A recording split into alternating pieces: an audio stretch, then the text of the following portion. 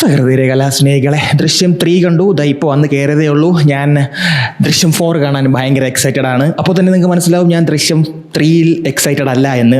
Yes, ഞാൻ അത്രയും satisfied അല്ല. അതിൻ്റെ റീസൺ ഞാൻ പറഞ്ഞുതരാം. ഇത് എൻ്റെ പേഴ്സണൽ ഒപ്പീനിയനാണ്. തിയേറ്ററിനകത്ത് കൂടെ ഇരുന്നവരൊക്കെ കൈയടിക്കുന്നുണ്ടായിരുന്നു. തിയേറ്റർ ഫുള്ളായിരുന്നു. ഫാമിലിയോട് ഒരു സ്വത്തിലുണ്ടായിരുന്നു. സോ ഇതിനൊരു ഫാമിലി ഓഡിയൻസ് അല്ലെങ്കിൽ ദൃശ്യത്തിൻ്റെ ഒരു ഫാൻ ബേസ് ഉള്ളൊരു സീരീസ് ആണെന്ന് തന്നെ പറയാം. ഫസ്റ്റും സെക്കൻഡും. ഫസ്റ്റ് നമ്മുടെ ബെഞ്ച് മാർക്ക് ചെയ്ത പടമാണ്. അതൊരു വൺ ടൈം വണ്ടറാണ്. സെക്കൻഡ് ആൾസോ നമ്മുടെ അതിശയിപ്പിച്ച സിനിമയാണ്. OTT വന്നിട്ട് പോലും. തേർഡ് എന്നെ അത്രയും അതിശയിപ്പിച്ചിട്ടില്ല. അതിന് കാരണം എനിക്കിത് നാച്ചുറലായി തോന്നിയില്ല. ഫസ്റ്റും സെക്കൻഡിനും ഈ ജോർജ് കുട്ടി എന്നുള്ള കഥാപാത്രം ആക്ച്വലി ചെയ്യുന്ന കാര്യങ്ങൾ ആ സിനിമയ്ക്ക് വേണ്ട സാധനം, അല്ലെങ്കിൽ അതിനൊരു ഫ്ലോ ഉണ്ട്. ആ ഫ്ലോയിലാണ് അദ്ദേഹം ചെയ്യുന്ന കാര്യങ്ങൾ. നമ്മൾ കണക്ട് ചെയ്യുമ്പോഴൊക്കെ ഉള്ളൊരു ഹൈ നമുക്ക് കിട്ടും.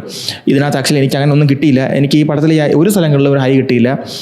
മോഹൻലാൽ ജോർജ് കുട്ടി എന്നുള്ള കഥാപാത്രത്തെ വളരെ മനോഹരമായിട്ട് ചെയ്തിട്ടുണ്ട്. പെർഫോമൻസ് വൈസ് ഒന്നും എനിക്ക് ആരുടെത്തും അങ്ങനെ ഒന്നും പറയാനൊന്നുമില്ല. ഇതിനകത്ത് നമ്മൾ പ്രതീക്ഷിക്കാതെ ഒരു കഥാപാത്രം, പ്രതീക്ഷിക്കാതെ അല്ല ആക്ച്വലി നമ്മൾ ഫസ്റ്റിലും സെക്കൻഡിലും കണ്ട ഒരു കഥാപാത്രത്തിൻ്റെ ഒരു ട്രാൻസ്ഫോർമേഷൻ, ഒരു വേറൊരു രീതി, ഒരു ടൈപ്പ്, അയാളുടെ ഒരു സ്വഭാവ രീതി, അയാളുടെ മാറ്റം, അയാളുടെ ഒരു അപ്പിയറൻസിലെ മാറ്റമൊക്കെ നമ്മളെ അത്യാവശ്യം കൊള്ളായിരുന്നു. അതെനിക്ക് ഇഷ്ടപ്പെട്ടു. അദ്ദേഹത്തിൻ്റെ ഒരു ലുക്കും അദ്ദേഹത്തിൻ്റെ ഒരു സാധനങ്ങളൊക്കെ.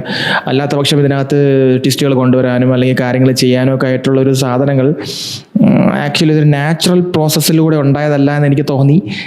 കഥ ആവശ്യപ്പെടുന്നതെന്ന് വെച്ചാൽ കഥയ്ക്ക് വേണ്ടി, അതായത് അടുത്ത പാർട്ടിന് വേണ്ടിയിട്ട് അവരൊരു ചവിട്ടുപടി ഇട്ടതുപോലെ എനിക്ക് ഫീൽ ചെയ്തു. സോ അതുകൊണ്ടാണ് ഞാൻ അടുത്ത പാട്ട് ചിലപ്പോൾ അത് കൂടുതൽ നമുക്ക് ഇഷ്ടപ്പെടാൻ സാധ്യതയുണ്ട്. അതായത് ഇതിൻ്റെ കോർ സാധനമാണ്, ഈ സിനിമയുടെ കോർ സാധനമാണ് ആക്ച്വലി 4-ാം പാട്ടിൽ കാണാൻ സാധ്യതയുള്ളത്. എന്താണ് നമ്മൾ ഫസ്റ്റും സെക്കൻഡിലും കണ്ട് അതുപോലൊരു സാധനം. ബട്ട് സെക്കൻഡിൽ അല്ലെങ്കിൽ തേർഡിൽ എനിക്ക് ആക്ച്വലി ആ സാധനം കിട്ടിയില്ല. ഈ ഒരു പാട്ടിൻ്റെ ആവശ്യം ഉണ്ടായിരുന്നു എന്ന് ചോദിച്ചാൽ മൈ പേഴ്സണൽ ഒപ്പീനിയൻ അതിൻ്റെ ആവശ്യം ഉണ്ടായിരുന്നോ എന്ന് ഞാൻ ചിന്തിക്കുന്നിട്ടിരിക്കുന്നു. ഒരു മോശം പടമല്ല, നല്ല സിനിമയാണ്, തിയേറ്റർ വാച്ച് തന്നെയാണ്. പക്ഷേ എനിക്കിത് വർക്കായില്ല എന്ന് മാത്രമേ എനിക്ക് പറയാൻ പറ്റൂ. എനിക്ക് വർക്കായില്ല എന്നാണ് ഞാൻ പറയുന്നത്. ചിലപ്പോൾ നിങ്ങൾക്ക് ഇത് വർക്കാവും, നിങ്ങൾ തിയേറ്ററിൽ പോയി കണ്ടു നോക്കൂ. ഇതൊരു മോശം പടമല്ല, ഇതൊരു ഓക്കെ സിനിമ തന്നെയാണ്. സിനിമ നല്ല തന്നെയാണ്. നമുക്ക് ഓൺ ടൈമായിട്ട് കണ്ടിരുന്ന, നമുക്ക് ഇഷ്ടപ്പെടുന്ന ഒരുപാട് സാധനങ്ങളൊക്കെ സിനിമയ്ക്കകത്തുണ്ട്. പക്ഷേ നമ്മൾ ദൃശ്യം 1 കാണുന്ന പോലെ ദൃശ്യം 1 ഒരു മിഡ് കഴിയുമ്പോൾ തന്നെ അതിനകത്ത് കുറച്ച് കാര്യങ്ങൾ അയാൾ ചെയ്യുന്നതും അയാളുടെ കുറേ സാധനങ്ങൾ, അയാളുടെ ചിന്താ രീതികളും അതെല്ലാം എങ്ങനെ കണക്റ്റായി സെക്കൻഡ് ഹാഫിൽ വരുമ്പോൾ ഇതെല്ലാം കൂടെ സിങ്കായി വരുന്ന ഒരു സാധനമുണ്ട്.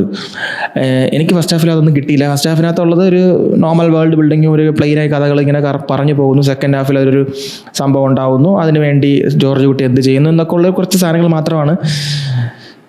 അതെന്നെ രസിപ്പിച്ചിട്ടില്ല എന്നാണ് ഞാൻ പറയുന്നത്.